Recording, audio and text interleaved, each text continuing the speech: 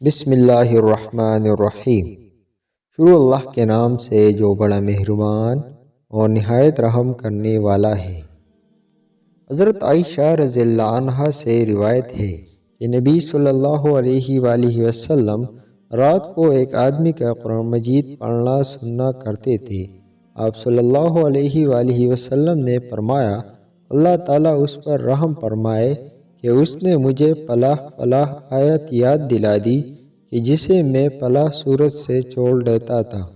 ایک اور حدیث میں حضرت عائشہ رضی اللہ عنہا فرماتی ہے کہ نبی صلی اللہ علیہ وآلہ وسلم مسجد میں ایک آدمی کا قرآن پڑھنا سننا کرتے تھے۔ آپ صلی اللہ علیہ وآلہ وسلم نے فرمایا کہ اللہ تعالیٰ اس پر رحم فرمائے کہ اس نے مجھے ایک آیت یاد دلا دی جسے مجھے بلا دیا گیا تھا۔